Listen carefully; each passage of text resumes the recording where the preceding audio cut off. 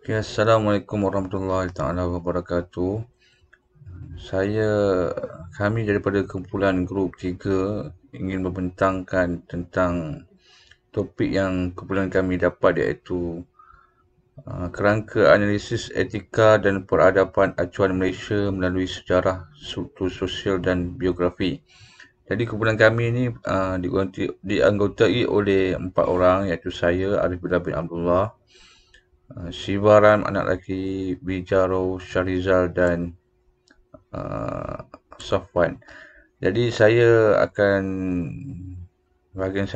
bentangkan tentang pendahuluan dan sedikit satu isi berkaitan dengan analisis kaitan peradaban dengan sejarah, berkaitan dengan sejarah yang membina peradaban Malaysia ni, dan seterusnya akan disambung oleh kawan-kawan saya.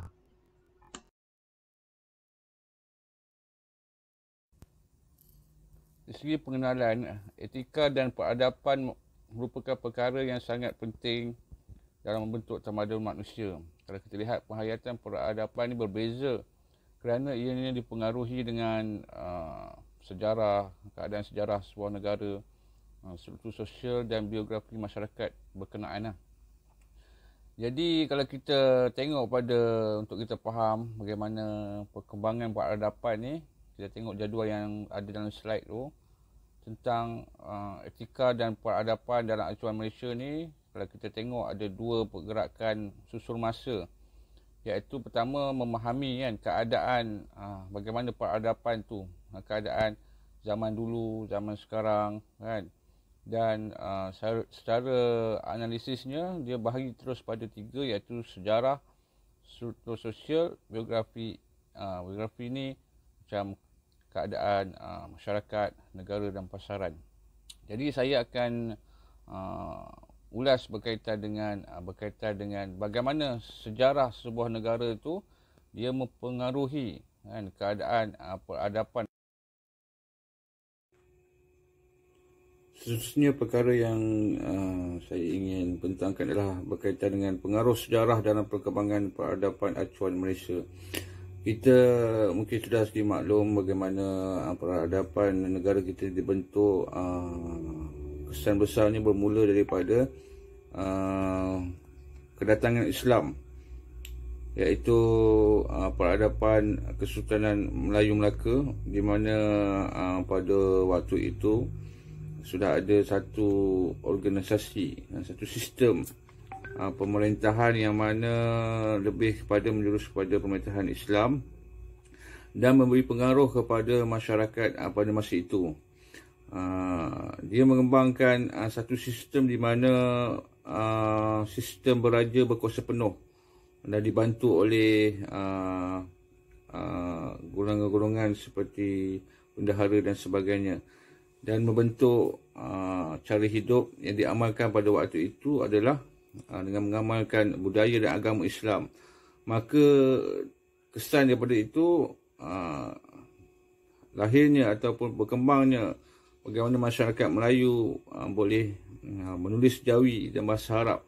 Kerana tulisan Jawi dan bahasa Arab ni dipengaruhi daripada agama yang diamalkan pada waktu itu dan sampai sekarang ni, iaitu agama Islam. Seterusnya pengaruh kesannya yang kedua daripada kedatangan Portugis, penjajahan Portugis ke tanah Melayu pada waktu itu, maka berlaku juga perubahan sedikit sebanyak peradaban, walaupun ada perkara-perkara yang dikekalkan seperti Islam masih lagi agama rasmi. Cuma dari segi perubahan peradaban, di mana dulunya tanah Melayu majoritinya orang Melayu, tapi selepas kedatangan Portugis, mereka membawa masuk bangsa lain, iaitu India, China, dan mereka ni dijadikan sebagai warga negara. Dan kesan daripada itu, Malaysia, tanah Melayu, dulunya tanah Melayu, sekarang di Malaysia, mempunyai pelbagai bangsa dan budaya dan pelbagai agama diamalkan di Malaysia ini. Alhamdulillah, keadaan negara kita atas dasar bertoleransi, kehidupan masyarakat di Malaysia ni aman damai lah. Dan sistem raja berkuasa penuh ditukar kepada sistem raja berparlimen, di mana raja diasingkan kuasanya untuk menjaga hal ehwal agama Islam, dan parlimen ni diperintah oleh dengan menggunakan sistem demokrasi. Dan wujudnya pelbagai budaya, adanya, kalau kita duduk Malaysia ni ada Hari Raya Cina, Hari Taipusam. Jadi perkara-perkara ini telah memberi kesan kepada peradaban negara kita, negara Malaysia. Seterusnya sahabat saya akan membentangkan pula berkaitan dengan struktur sosial dan biografi.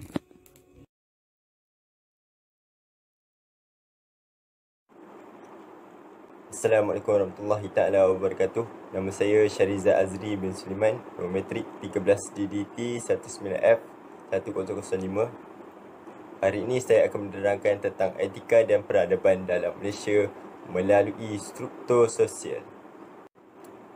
Dalam struktur sosial ini saya bahagikan kepada 3, iaitu individu, keluarga dan masyarakat. First sekali, individu. Etika ni sangat penting untuk seseorang dalam kehidupan. Contohnya, seorang yang ada etika akan mudah untuk membina sasia, dan pastinya dia ada kepribadian yang baik dan terpuji. Dari segi keluarga pula, keluarga memainkan peranan yang amat besar mendidik sejak daripada kecil. Keluarga adalah orang yang paling hampir dengan kita. Sememangnya kelakuan yang diamalkan daripada kecil ditiru daripada sikap ahli keluarga itu sendiri. Seterusnya, kepentingan etika dalam sebuah masyarakat tidak dapat dipertikaikan lagi kerana dapat membentuk kesejahteraan dalam kalangan masyarakat. Selain itu, sebenarnya nilai-nilai murni dapat dipelihara dalam kalangan masyarakat supaya dapat membentuk satu komuniti yang baik dan sejahtera.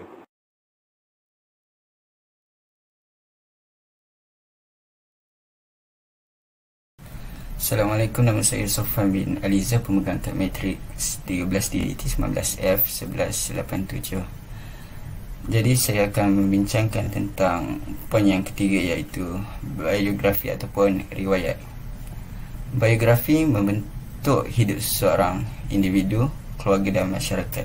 Jadi untuk biografi atau riwayat ini, saya akan memilih tokoh yang disegani oleh semua kaum, sama ada Melayu, Cina, India dan lain-lain bangsa, iaitu Tunku Abdul Rahman Putra Al-Haj, iaitu Perdana Menteri Malaysia yang pertama.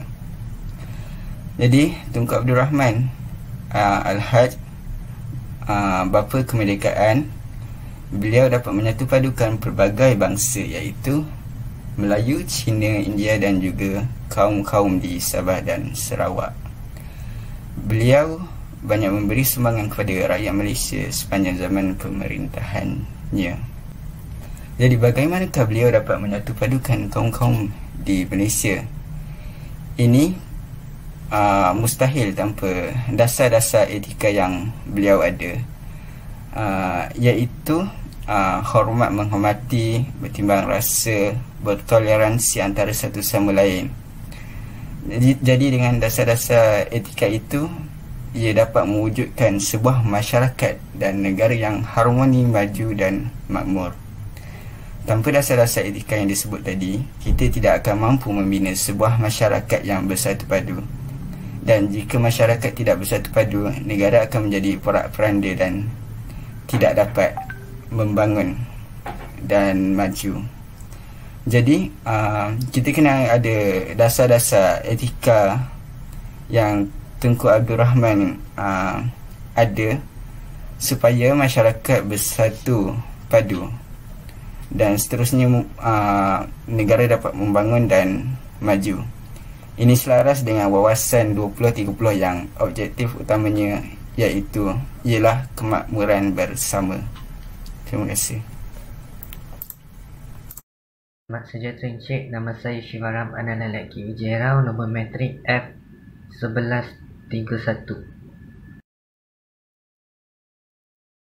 Seperti mana rakan-rakan saya jelaskan pasal etika dan peradaban acuan Malaysia, pembangunan modal etika dan peradaban acuan Malaysia harus diberi tumpuan oleh beberapa pihak yang bertanggungjawab dari beberapa aspek seperti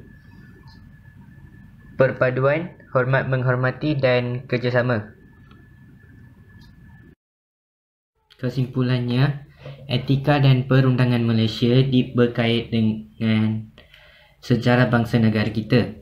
Merujuk kepada hubungan etik di Malaysia, setiap etnik mempunyai identiti yang tertentu diamalkan mengikuti kaum masing-masing. Kepelbagaian identiti ini merupakan satu keunikan yang tersendiri yang tidak sewajarnya dicerobohi.